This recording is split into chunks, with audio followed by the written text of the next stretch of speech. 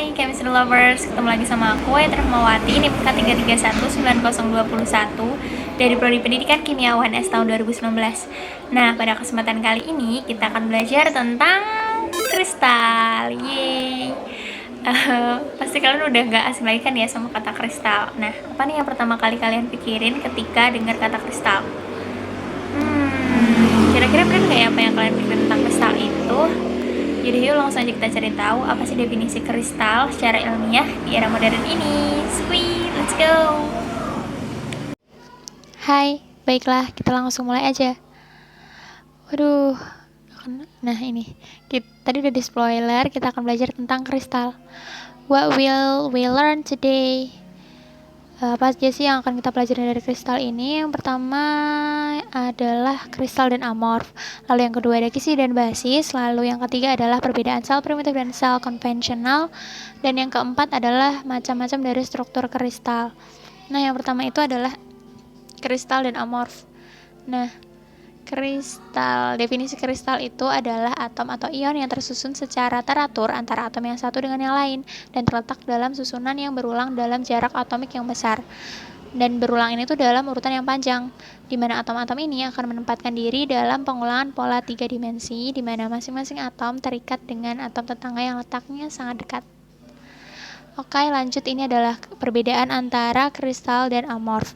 Tadi udah dijelasin kalau kristal itu adalah material zat padat yang tersusun secara teratur gitu, dan atom-atomnya itu berulang secara periodik.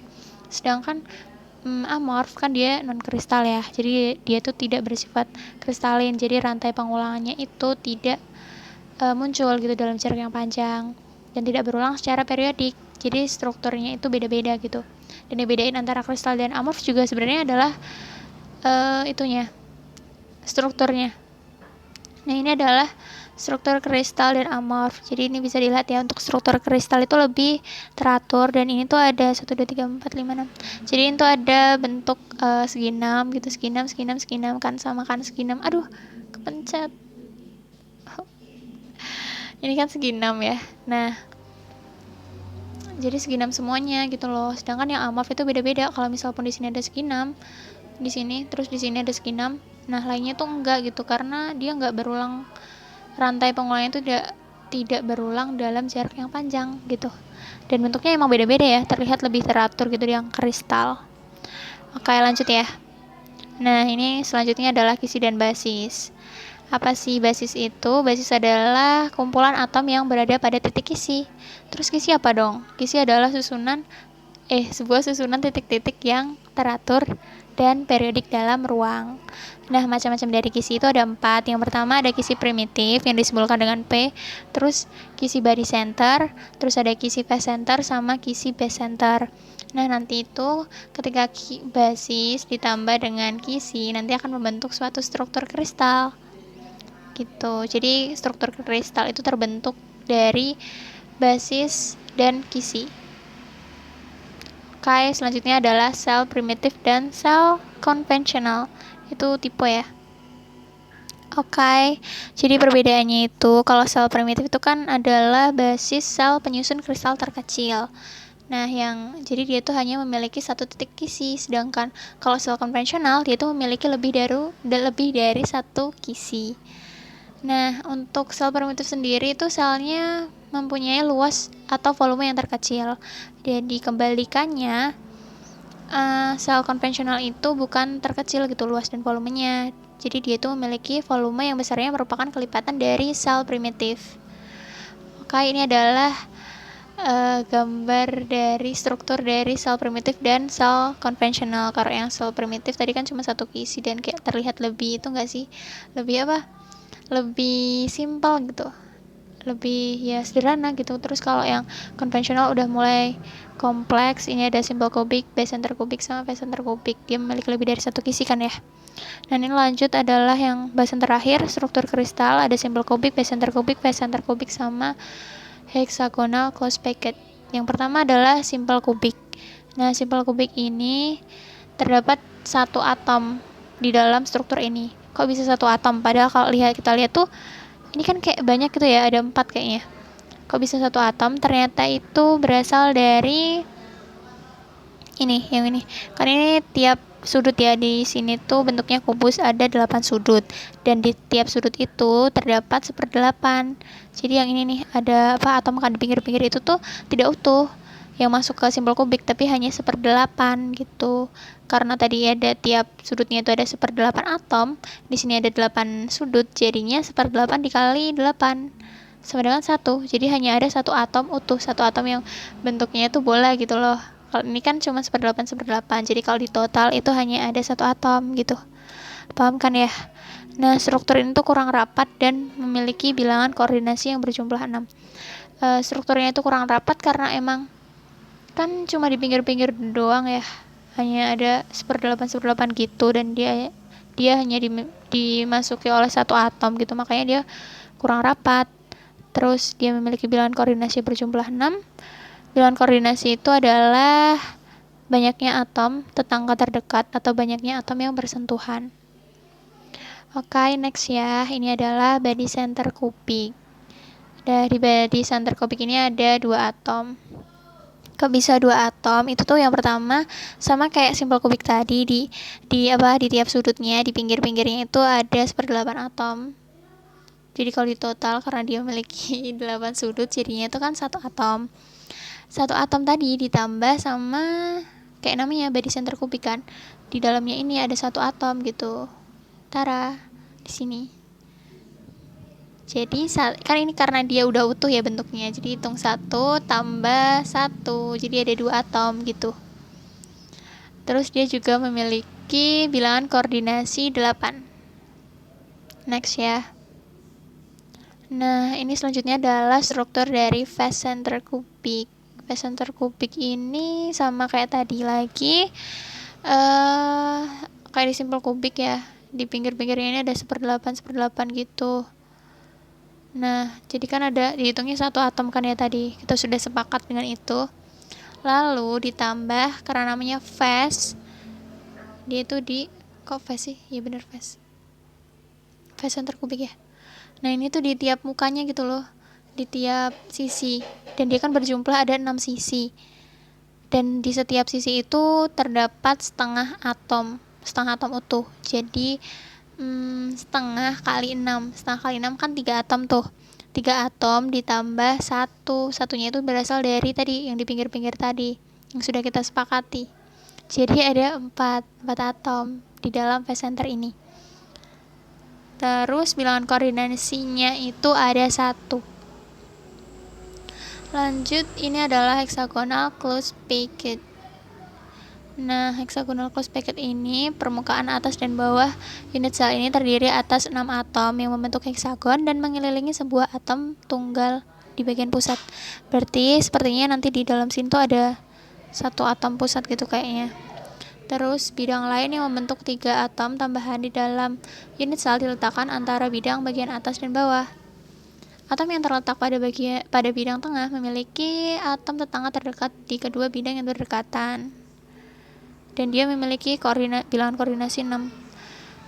Jadi dia hexagonal closed packet ini ada 6 atom. Jadi kalau tadi simbol kubik itu ada 1 atom, terus base center itu ada 2 atom, terus phase center itu ada 4. Kalau yang di HCP ini ada 6 atom gitu. Untuk hitungannya entahlah. Oke, lanjut. Adalah atomic packing factor atau APF, rapat kemasan atomik. Jadi dia itu adalah fraksi dari volume bola pejal di dalam sebuah unit sel. Dalam hal ini, atom dianggap menggunakan model bola pejal yang secara matematis dapat dituliskan sebagai berikut. APF sama dengan N atom kali volume atom dalam unit sel dibagi total volume unit sel. N atom kali FA per Fs. Kok F sih? ABCDEF. V deng, VS, VA, VA sama VS. Oke, bukan F ya. Ya Allah. Nah, di mana N atom ini adalah jumlah atom dalam setiap unit sel. Jadi kan tadi ada jumlah atomnya sendiri-sendiri kan ya, kayak simbol kubik 1, BCC 2, F phase center 4 gitu. Terus ini ada disclaimer, setiap sistem kristal memiliki APF yang berbeda-beda bergantung terhadap geometri sel yang mereka miliki. Ya benar sih, karena kan tiap struktur kristal aja tuh memiliki jumlah atom yang beda, jadi tentunya kerapatannya juga beda gitu. Oke, next ya. Ini adalah APF, rapat kemasan dari masing-masing struktur kristal. Yang pertama itu ada simple kubik. Itu jadi simple kubik, base center, phase center, sama HCP kan. Nah itu sebenarnya tuh semuanya rumus rapat kemasannya tuh sama gitu. Cuman yang bedain tuh mungkin di bagian FA sama kok F sih, ya Allah. Habis jadi VS sama VA nya itu yang beda gitu. Nah, terus kenapa di HCP itu kok volume unit selnya tuh beda sendiri? Karena dia itu bentuknya kan heksagonal, sedangkan yang lainnya tuh kubik gitu. Jadi rumusnya beda. Kan mereka itu menghitung volumenya dari iya nggak sih? Kalau salah, kayaknya salah deh. Nggak ngerti deh. Sepertinya salah sih. Mungkin kalian bisa cari literasi di tempat lain. Oke. Nah, untuk menghitung volume, tapi bener gini. Jadi yang volume atom itu kan kita tuh mengibaratkan atom itu sebagai bola ya. Makanya volume atomnya itu seperti itu rumusnya, dari rumus bola gitu. Dan tiap struktur itu memiliki R-nya yang beda-beda gitu. Terus yang volume unit cell itu kita menghitungnya dari volume bentuk dari struktur itu. Misal kalau yang kubus, maka dia kan rumusnya tinggal pangkat 3 itu ya. Nah, sedangkan kalau yang HCP itu karena dia bentuknya heksagonal, makanya rumusnya gitu. Jadi itu rumus untuk mencari volume dari heksagon gitu. Paham kan ya? Yeay, kita sudah memecahkan masalah ini. Oke, lanjut. Nah, ini selanjutnya adalah urutan APF terbesar. Oh ya, sebelumnya balik lagi ya. Jadi di sini tuh diketahui kalau yang simple kubik itu rapat kemasannya 0,52, terus yang base center itu 0,68, terus yang phase center 0,78, dan yang HCP itu ada 0,78 juga. Dan kalian mikir nggak sih kok bisa ya, padahal yang base center ini kan tadi ada 4 atom, terus yang sini tuh ada 6. Kenapa mereka rapat kemasannya sama? Padahal atomnya yang menempati itu beda gitu. Ternyata itu karena wadahnya itu emang beda gitu kan. Kalau yang phase center itu tadi kan kubus, sedangkan kalau yang HCP itu kan heksagon gitu. Jadi mungkin aja kalau di dalam kubus itu dimasukin 6 atom itu udah nggak muat. Kalau di phase center, kalau di HCP, di heksagon gitu masih muat aja gitu. Makanya rapat kemasannya beda karena emang ya wadahnya beda. Makanya walaupun dimasukin